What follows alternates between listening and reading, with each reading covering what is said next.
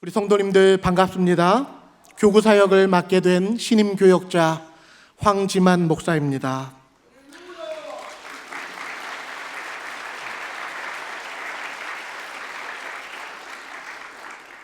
큰 목소리로 해야 한다고 여러 차례 말씀을 들어서 엄청 긴장하면서 지금 큰 목소리로 하고 있습니다. 귀한 목포 사랑의 교회로 인도해 주신 하나님께 진심으로 감사와 찬송과 영광을 올려드립니다. 지난해 저는 행복목회 컨퍼런스에 참석하였고 올해는 행복 아카데미에 참석했습니다. 행복목회에 대해서 배우면 배울수록 마음속에 더 사모하는 그런 마음이 들었습니다. 행복목회를 더 자세히 배우고 싶고 또 행복목회 사역에 직접 참여하고 싶고 또 행복한 교회를 일구어가는 사역에 동참하고 싶은 그런 마음이 들어서 아예 전근을 왔습니다. 앞으로 열심히 맡겨주신 양들을 잘 섬기고 또 기도하고 말씀과 사랑과 헌신으로 잘 섬길 수 있도록 하겠습니다. 여러분은 하나님을 기쁘시게 해드리기를 원하십니까? 어떻게 하면 하나님을 기쁘시게 해드릴 수 있을까? 어떻게 하면 하나님의 마음을 시원하게 해드릴 수 있을까?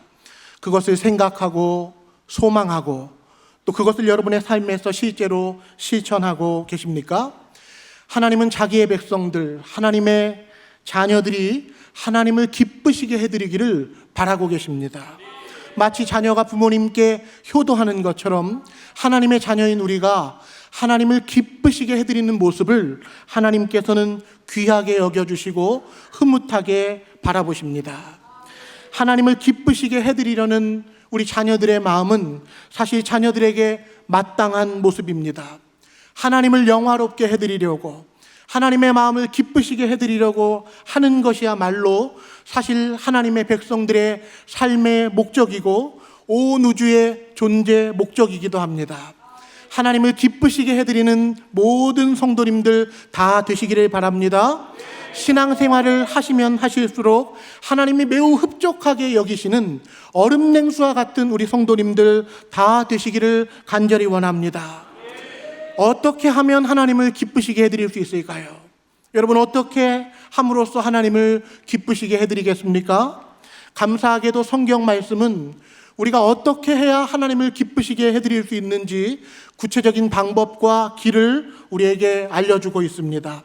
다 함께 히브리서 11장 6절 말씀을 받들어 읽겠습니다.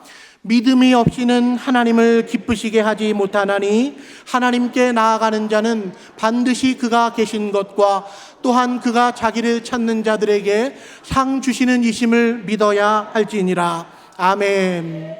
이 말씀에 따르면 믿음이 없이는 하나님을 기쁘시게 할 수 없다고 말씀하고 있습니다. 반대로 표현하면 하나님을 기쁘시게 해드리고 싶다면 믿음으로 해야 한다는 것입니다. 믿음을 통해서 하나님을 기쁘시게 해드릴 수 있다는 것입니다. 하나님께서는 우리가 믿음으로 할 때 믿음으로 하는 우리의 모습을 기쁘게 받으신다는 것입니다. 하나님 보시기에 신실하고 견고한 믿음이 있어서 여러분 믿음을 통해 칭찬받으시는 성도님 되시기를 바랍니다. 믿음으로 하나님을 기쁘시게 해야 한다고 말씀드렸는데요. 여러분, 믿음으로 한다는 것은 그러면 무엇입니까? 믿음으로 하나님을 기쁘시게 해야 하는데 믿음으로 한다는 것이 무엇인지를 깨닫는 과정이 신앙생활의 과정입니다. 믿음으로 한다는 것은 일단 내 마음대로 하지 않는 것입니다. 내 뜻대로, 내 욕심대로 하지 않는 것입니다. 믿음으로 한다는 것은 하나님의 말씀으로 하는 것입니다. 하나님의 말씀이 전제가 되어야 우리의 믿음이 성립할 수 있습니다. 말씀을 믿는 것이 믿음입니다. 이번에는 로마서 10장 17절 말씀을 우리 함께 읽겠습니다. 그러므로 믿음은 들음에서 나며 들음은 그리스도의 말씀으로 말미암았느니라. 믿음은 어디에서 나온다고 말씀합니까? 믿음은 들음에서 나온다고 말씀합니다. 무엇을 듣는 것입니까? 그리스도의 말씀을 듣는 것입니다. 믿음은 하나님의 말씀을 듣는 자리에서 나옵니다. 믿음은 내 감정이나 내 의지력을 먼저 앞세우는 것이 아닙니다. 믿습니다. 그렇게 내 감정이나 내 의지를 앞세우기 이전에 믿음은 하나님의 말씀을 우리의 전제로 삼고 우리의 권위로 삼는 것입니다. 나의 자아를, 내 지성과 감정과 의지를 하나님의 말씀 앞에 낮추는 것입니다.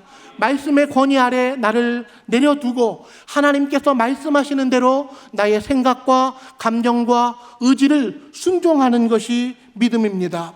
세상의 사람들도 종교적인 열심은 다 있습니다. 그들 나름대로 많은 노력을 기울이고 있습니다. 그러나 그들은 하나님의 말씀을 믿지 않습니다.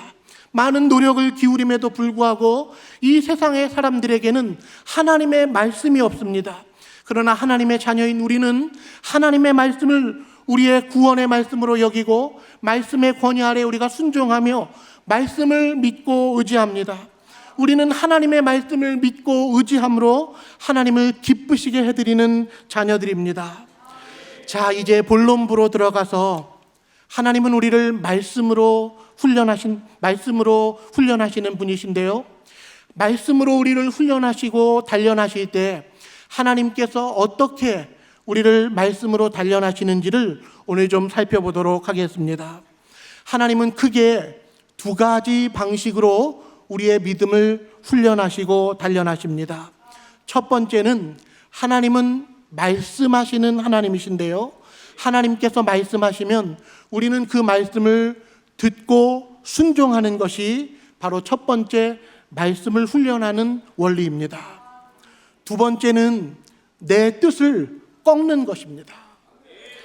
우리가 말씀에 순종하지 못하게 됐을 때, 말씀에 순종해야 함을 알고도 순종하지 못하게 됐을 때 진심으로 잘못을 뉘우치고 깨닫고 회개하고 돌이키는 것이 바로 두 번째 말씀 훈련의, 믿음 훈련의 방식입니다. 믿음의 훈련은 이 두 가지가 함께 갑니다.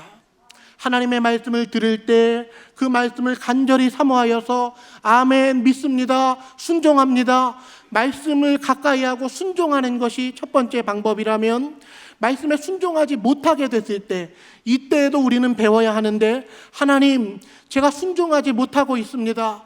제가 이 말씀을 거역하는 마음이 있습니다. 하나님의 뜻을 알매도 불구하고 이 말씀을 따르는 것이 어렵습니다. 하나님, 제가 하나님을 거역해서 살았습니다. 그렇게 우리 자신의 모습을 있는 그대로 직시하고 돌이키고 회개하고 하나님 앞에 나오는 것이 바로 믿음 훈련의 두 번째 방편이라는 것입니다. 그래서 우리의 믿음이 점점점 자라나려면 믿음과 회개는 반드시 함께 가야 합니다. 실제적인 예시를 한번 들어보겠습니다. 성경에서 하나님은 아무것도 염려하지 말고 모든 일에 기도와 간구로 하라고 말씀하셨습니다. 우리가 이 말씀을 대할 때 어떻게 하는 것입니까? 하나님, 제가 이 말씀을 듣고 아무것도 염려하지 않기를 원합니다. 아멘. 제가 이제 제 삶에서 아무것도 염려하지 않는 사람이 될 것입니다. 이것이 바로 믿음을 훈련하는 첫 번째 원리라는 것입니다. 그런데 실제로 우리의 삶 속에 염려할 만한 상황이 찾아오게 되면 우리는 어떻게 합니까? 우리 자신도 모르게 염려하게 됩니다. 하나님은 염려하지 말라고, 염려 가운데 빠져 있지 말고 염려를 기도로 바꾸라고, 모든 일에 기도와 간구로 하라고 말씀하셨는데 우리는 그 말씀에 순종하지 못할 때가 있다라는 것입니다. 그때에 돌이키고 회개하고 말씀 앞으로 나아가는 것이 바로 믿음 훈련의 두 번째 원리라는 것입니다. 그런 의미에서 염려를 고집하는 것은 믿음의 모습이 아닙니다. 염려하고도 정당화하는 것은 믿음의 모습이 아닙니다. 아니, 어떻게 염려를 안 해요? 인생에 이렇게 많은 문제가 있는데, 어려운 일들이 찾아오는데 염려할 만한 상황이니까 하는 것이지 어떻게 염려를 안 합니까? 이렇게 반응한다면 하나님의 말씀을 받아들이는 데 있어서도 순종하지 못하는 것이고, 염려를 했음에도 불구하고 뉘우치지 못하는, 회개하지 못하는 이 부분에 있어서도 우리가 배우지 못하게 된다는 것입니다. 우리는 하나님의 말씀을 크게 받는 사람입니다. 하나님께서 말씀하실 때 그 말씀을 크게 여기고 그 말씀대로 순종하려고 애쓰는 사람입니다. 잘 되지 않아도 순종하지 못하는 것 때문에 아파해야 합니다. 원수를 사랑하라고 말씀하셨습니다. 오른뺨을 맞으면 왼뺨을 돌려대라고 말씀하셨습니다. 오른뺨을 맞는다. 저도 등치 크고요, 힘도 세고요, 붙을 수 있는 전투력이 있지만 어떻게 해야 됩니까? 오른뺨에 맞았을 때 왼뺨을 돌려대라는 말씀이 생각나야 됩니다. 아멘. 순종하기를 원합니다. 해야 됩니다. 저 사람이 나를 무시하는데, 나를 저렇게 괴롭히는데, 저렇게 드러내놓고 나를 반대하는데 어떻게 사랑합니까? 그런 마음이 들지만 아멘 해야 합니다. 그렇게 하지 못했다면 안타까워해야 됩니다. 말씀에 순종하지 못하는 나의 모습을 제대로 직시하고, 하나님, 원수도 사랑하라고 했는데 그렇게 하지 못하는 저의 모습을 회개합니다. 그렇게 나의 있는 모습 그대로를 하나님 앞에 가지고 나아갈 때 우리의 믿음이 점점 더 성장하게 된다는 것입니다. 이러한 말씀의 원리를 가지고 이제 본문의 주인공인 아브라함에 관해서 성경 말씀을 살펴보겠습니다. 아브라함은 믿음의 조상입니다. 아브라함이 믿음의 조상이 된 것은 하나님께서 친히 아브라함의 믿음을 그의 평생토록 훈련해 가셨기 때문입니다. 아브라함이 자기 스스로 자기의 힘으로만 믿음 훈련을 한 것이 아니라 하나님께서 아브라함의 인생에 찾아가셔서 그가 평생토록 믿음의 사람이 되도록, 믿음의 조상이 다워질 수 있도록 하나님께서 아브라함의 믿음을 훈련하시고 다루어 가셨기 때문에 그가 마침내 자랑스러운 믿음의 조상이 될 수 있었습니다.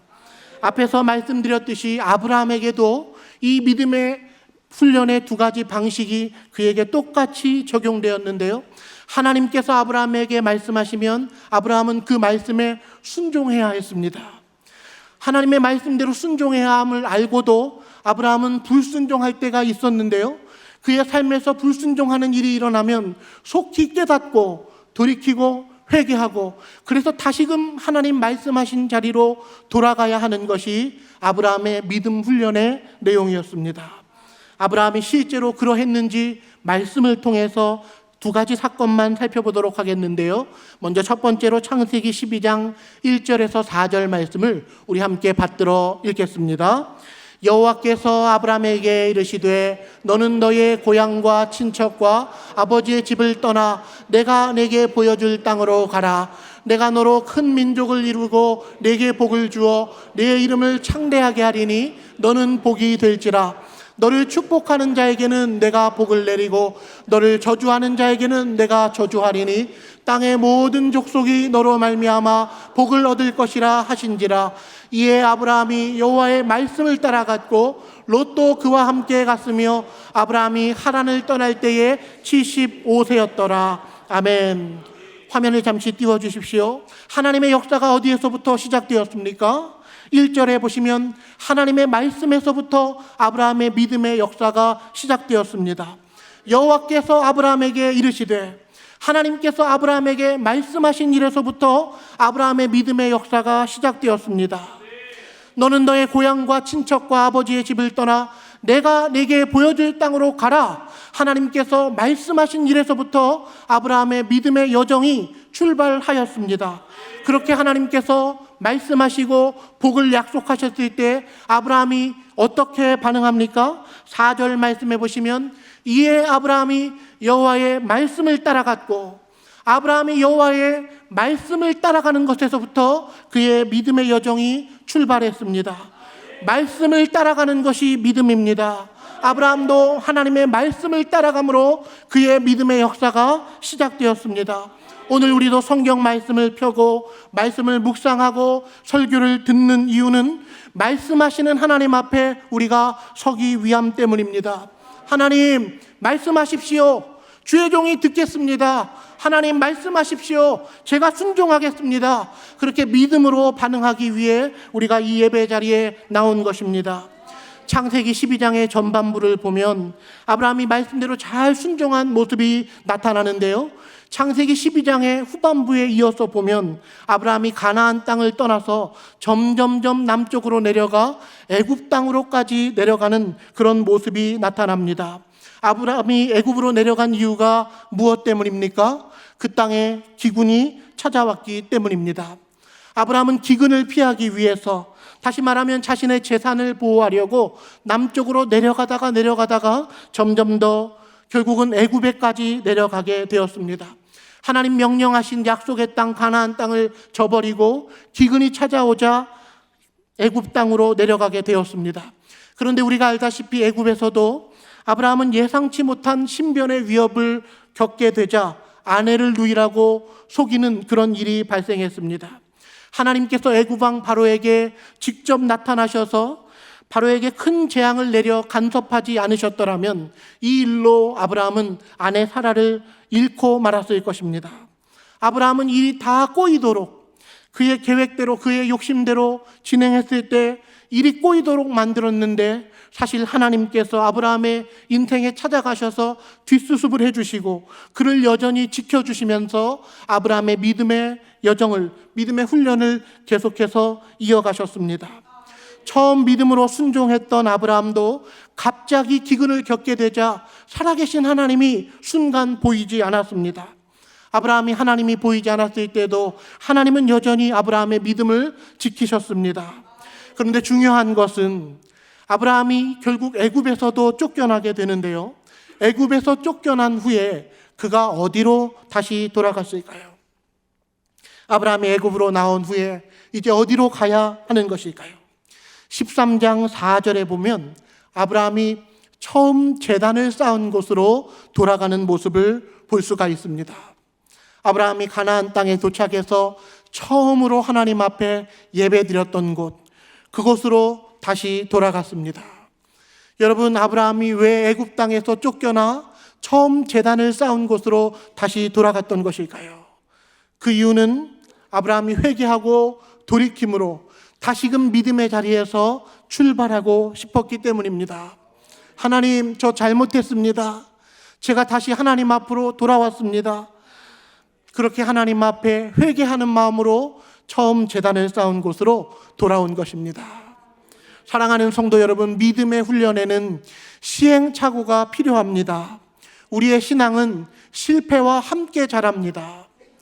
하나님의 말씀을 진정으로 사모하는 사람은 말씀을 통해서 교훈도 받지만 말씀을 통해서 책망도 받습니다.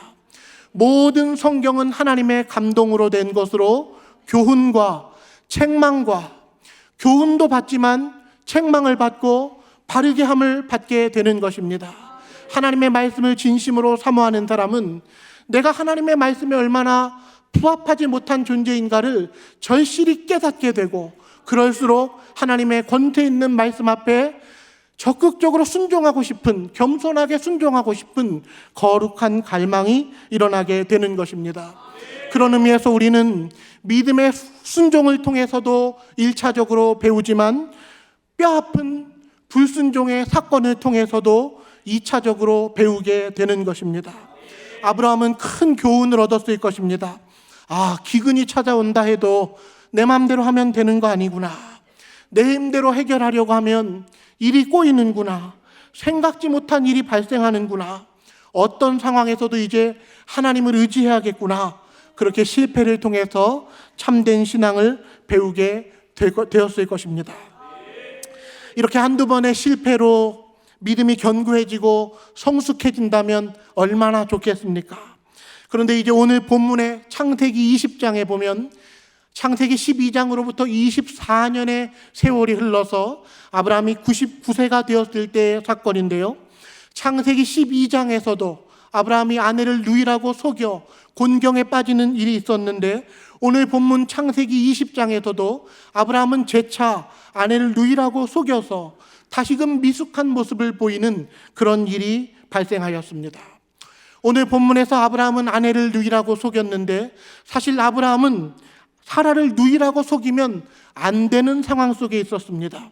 왜냐하면 하나님께서 사라의 태를 통해서 아들 이삭을 주실 것을 앞선 17장과 18장에서 약속하셨기 때문입니다. 아브람을 아브라함으로, 사레를 사라로, 그리고 아들의 이름까지도 이삭이라고 지어주시면서 내년 이맘때에 사라를 통해서 아들 이삭이 태어날 것이라고 앞선 17장과 18장에서 말씀하셨습니다. 사라는 그의 이름의 뜻처럼 모든 민족의 어머니가 되기 위해 이삭을 낳을 자였습니다. 근데 그런 사라를 아브라함은 누이라고 속이면서 아비멜렉의 손에 허무하게 넘겨주고 만 것입니다. 여러분, 아브라함은 왜 사라를 누이라고 속였던 것일까요? 다 같이 20장 11절 말씀을 함께 읽겠습니다. 아브라함이 이르되 이곳에서는 하나님을 두려워함이 없으니 내 아내로 말미암아 사람들이 나를 죽일까 생각하였으며, 죽음이 두려웠기 때문입니다. 창세기 12장에서나 오늘 본문 창세기 20장에서나 아브라함이 아내를 누이라고 속였던 이유는 죽음이 두려웠기 때문입니다. 그것이 옳지 못한 일이고 남자로서 자존심 상한 일이고 그렇게 해서는 안 된다는 것을 알고 있지만 죽고 싶지 않았기 때문입니다. 75세 때에도 죽음이 두려웠기 때문이고 99세가 되었어도 여전히 죽음이 두려웠기 때문입니다. 믿음의 훈련을 24년 동안 받았고 한편으로 하나님을 경외하고 있지만 여전히 죽음이 두려웠기 때문에 아브라함은 죽음을 극복하지 못하고 아내를 누이라고 속였던 것이었습니다.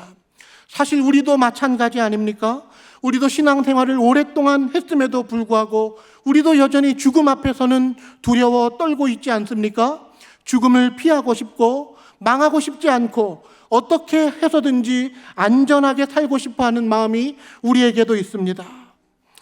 그런데 이렇게 죽음이 두려워서 아내를 누이라고 속이는 아브라함에 대해서 하나님께서 아브라함을 무엇이라고 말씀하시는지 이제 마지막으로 20장 7절 말씀을 함께 읽겠습니다. 이제 그 사람의 아내를 돌려보내라. 그는 선지자라. 그가 너를 위하여 기도하리니 내가 살려니와 내가 돌려보내지 아니하면 너와 내게 속한 자가 다 반드시 죽을 줄 알지니라. 아멘. 하나님은 아브라함을 무엇이라고 말씀합니까? 그는 선지자라. 아브라함은 선지자다. 아비멜렉아, 아브라함은 선지자다. 아브라함이 아무리 죽음을 두려워하고 있고 아비멜렉 너를 두려워하고 있어도 그는 선지자다 라고 하나님께서 아비멜렉에게 말씀하셨습니다. 아브라함은 자기 스스로의 정체성을 깨닫지 못하고 있었지만, 자기가 어느 정도의 인물인지 알지 못하고 있었지만 죽음을 두려워하는 그 아브라함을 하나님께서는 선지자라고 말씀하셨습니다. 아비멜렉이 아브라함을 살려주는 것이 아니라 아브라함이 아비멜렉 왕을 위해 기도해 주어야만 아비멜렉과 그 집안이 살 수 있다고 말씀하셨습니다.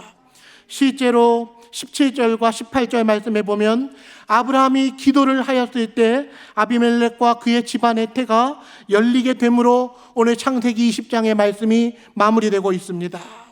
아무리 약하고 부족한 모습이 있어도 아브라함은 선지자요 하나님의 사람입니다.